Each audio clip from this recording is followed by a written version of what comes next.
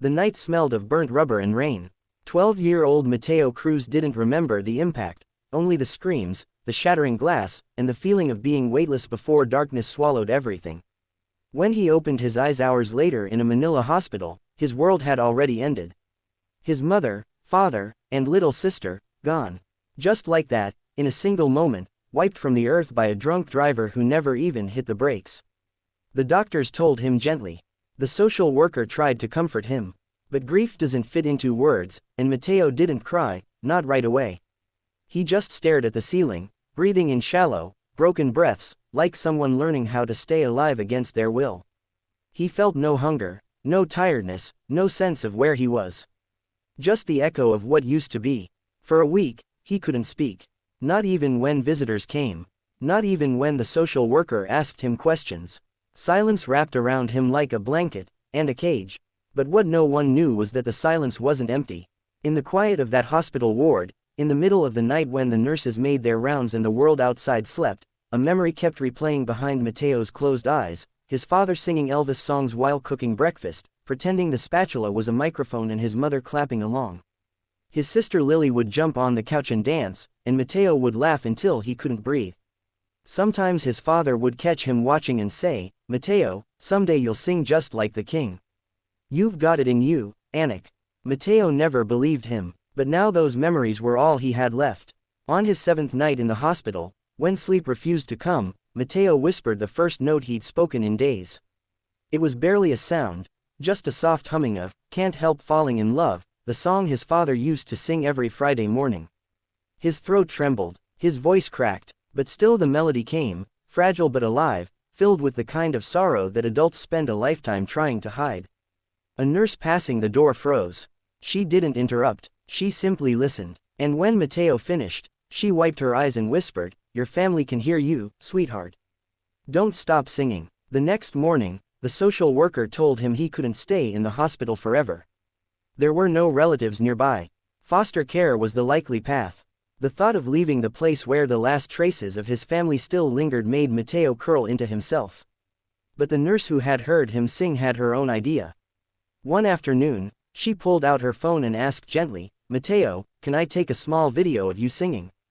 There's someone I think should hear you." He hesitated, hugging his knees.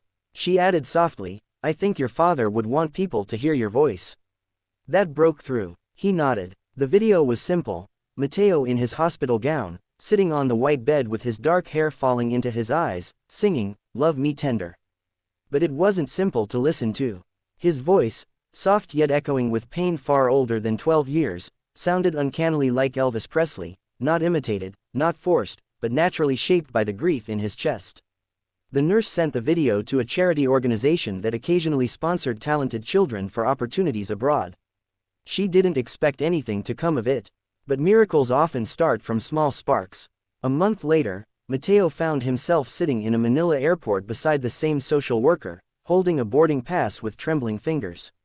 Someone had seen his video, someone big, someone who wanted him to audition for America's Got Talent, one of the most watched shows in the world. The flight to Los Angeles felt unreal. Mateo had never been outside the Philippines. His family had never even owned passports. As he stared out the plane window at the white clouds, he whispered to himself, "Mama, Papa, Lily, I'm doing this for you." The Los Angeles air was crisp and unfamiliar. The city felt too big, too bright, too fast. Everything overwhelmed him, the crowds, the tall buildings, the strange accents. But nothing frightened him more than the enormous AGT theater, its lights burning like a giant sunrise across the entrance.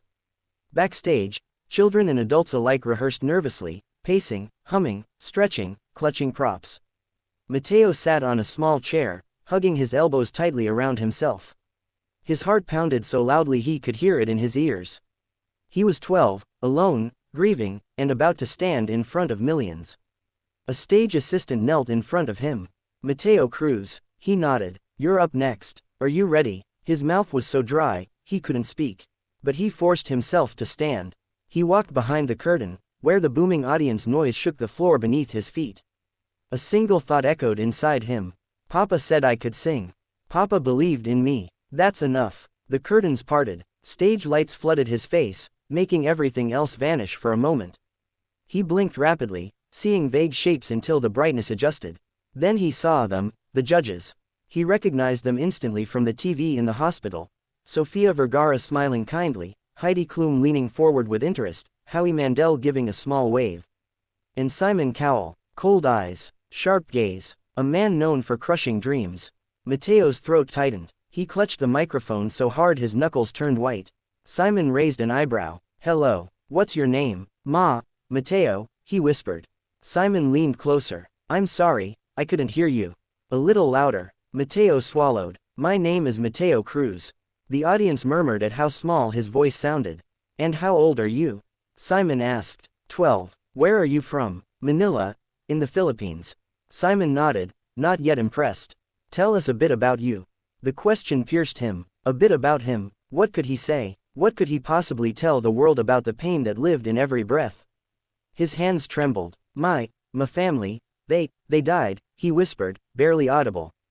The audience fell silent. Simon leaned forward, expression softening.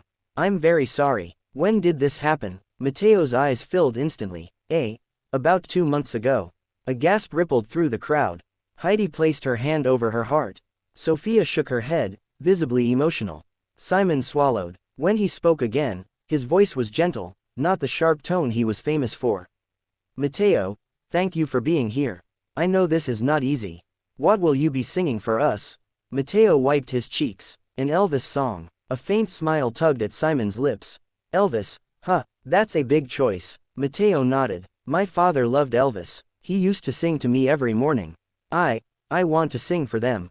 Simon's expression changed. Something inside him snapped into focus. This wasn't just another act. This was something raw, something fragile. Take your time, Simon said softly. The track began with a gentle guitar intro. Mateo closed his eyes. For a moment, there was no audience.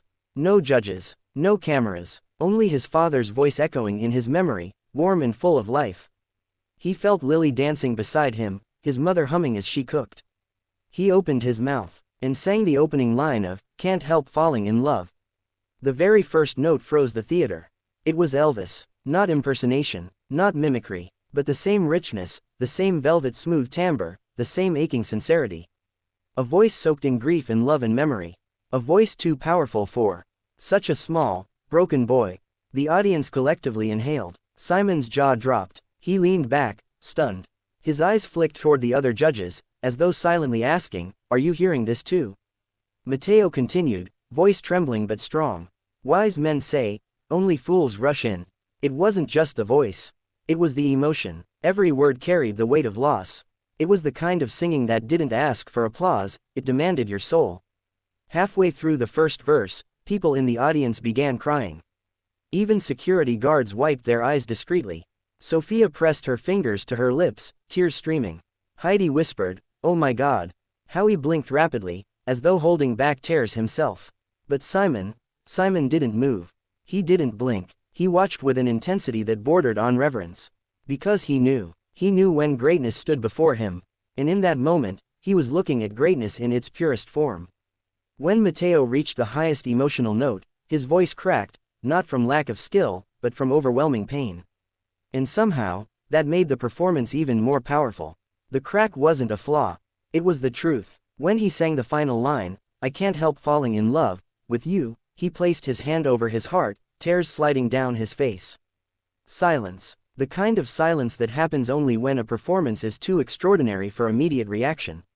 Then, the entire auditorium erupted. People stood, people screamed, people cried. The applause was deafening. Mateo stood trembling, overwhelmed. Sofia wiped her tears openly. Mateo, that was one of the most beautiful things I've ever heard. Heidi nodded vigorously. I felt every note. You touched all of us. Howie leaned forward. You didn't just sing, Mateo, you healed something in this room.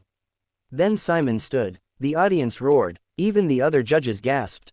Simon rarely stood. He looked directly at the boy, eyes shining. Mateo, he said slowly, in all my years of doing this show, I've heard thousands of singers. Many good, some great, but very few, have voices that feel like they come from somewhere higher. The theater fell silent again. Your voice is a gift, Simon continued.